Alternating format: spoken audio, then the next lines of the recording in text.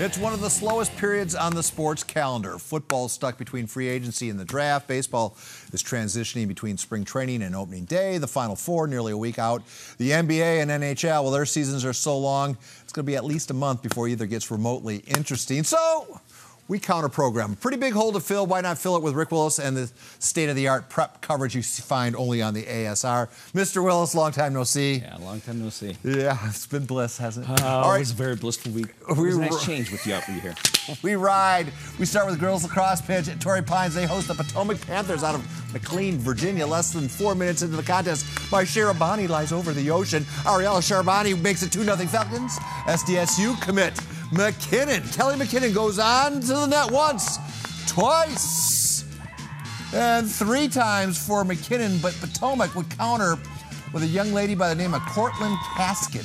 Cortland controlling the second half as she would score 7 goals, leading the Lady Panthers to a 15-8 win over our Falcons of Torrey Pines. Take it away, Rick. All right, Lions tournament starting on Monday. We start with an open division matchup. Cathedral hosting San Marcos. First inning, this is Cade Kretzmar splitting the gap in left center, driving Kyle Carr from third. Moments later, Billy Warch loops one into center, bringing in Zach Prasner and Kretzmar. In the fourth, it's bases loaded for Caden Katnick.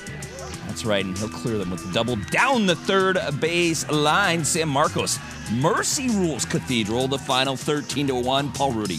More Lions tournament action. Madison taking on the host Lacoste Canyon. Bottom of 1, 2 on for James Shimashitu, and he laces one to right for a triple. He would later score, make it 3-0. Top of 4, and Garrett Bavakwa gets the Mavs right back in it. The dinger to right ties the contest at 3 all. Foul the ball into the street.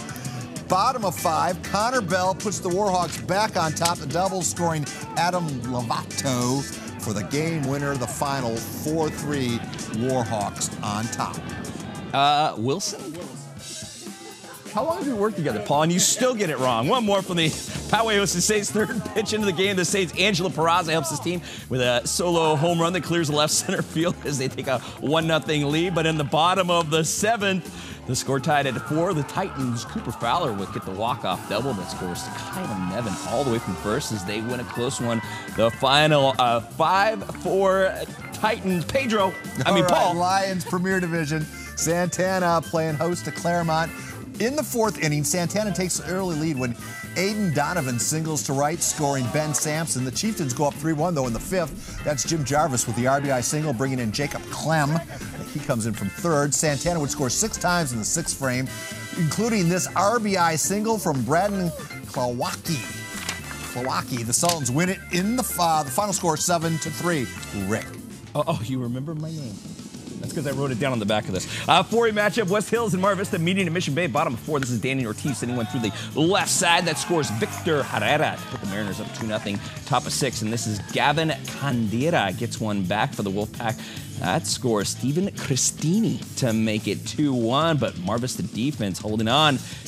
Check out catcher Isaac Castellone with the tag right here to end the threat. The final 2-1 Mariners, Mr. whatever your name is.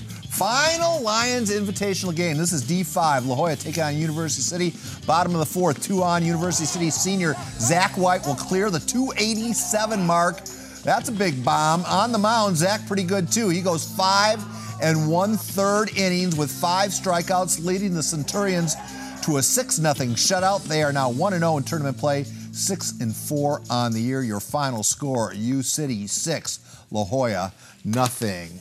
Yes, how about this one? Dateline Marietta, Georgia, East Coweta, and Wheeler meeting on the diamond. Braden Carey at the plate for East Coweta, showing the bump before calling timeout, and watches the umpire grants him the time, but Wheeler continues to pitch and plunks Braden in the back of the neck.